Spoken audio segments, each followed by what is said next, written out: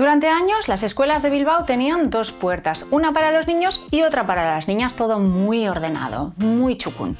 Algunas instituciones pedían escuelas especiales, pero la puerta para la inclusión estaba cerrada.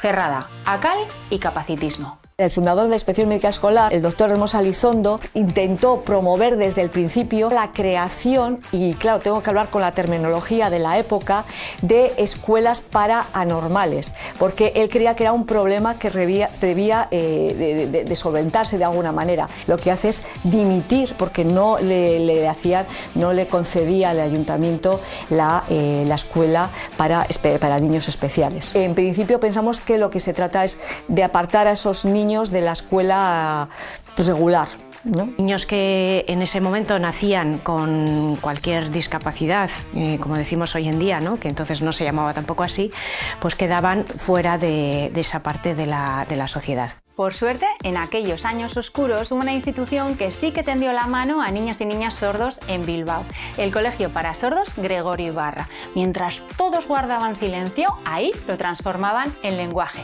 Txalo bero bat para ellas y ellos. Y el colegio hay que tener en cuenta que nace como una institución que podemos llamar de asistencia y de asilo. Eran internados, es decir, vivían en el colegio. Los 18 niños que comienzan en el colegio de sordos en aquella época, en su mayoría eran familias pobres que no tenían recursos. Muchos eran familias de señoras viudas, por ejemplo, con varios hijos a su cargo, que estaban trabajando y no podían hacerse cargo. El colegio de sordos que se levantó en Bilbao, en Deusto, en sus años de esplendor llegó a tener cerca de 300 alumnos que no procedían únicamente de Vizcaya, sino que también acogían alumnos pues, de otras comarcas territoriales como podía ser Castilla y León, Galicia, incluso venían muchos niños de Aragón, aunque en general, en su mayoría, se daba prioridad siempre a niños y niñas, familias de Vizcaya y luego de los alrededores de La Rioja también, o sea, de Guipúzcoa, etcétera.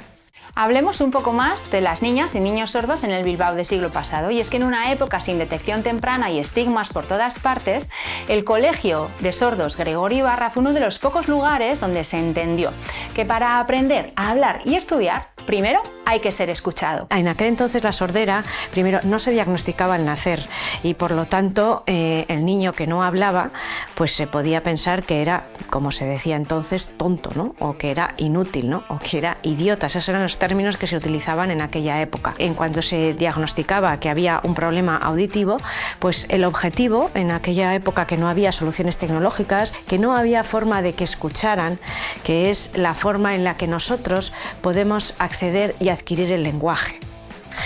Entonces, de aquella, el objetivo era que adquirieran el lenguaje y prácticamente los 18 primeros años de su vida estaban enfocados a que pudieran alcanzar unas mínimas estructuras lingüísticas que son necesarias ¿para qué? Para desarrollar pensamiento y para desarrollarse cognitivamente, socialmente, emocionalmente y para desarrollarse como persona.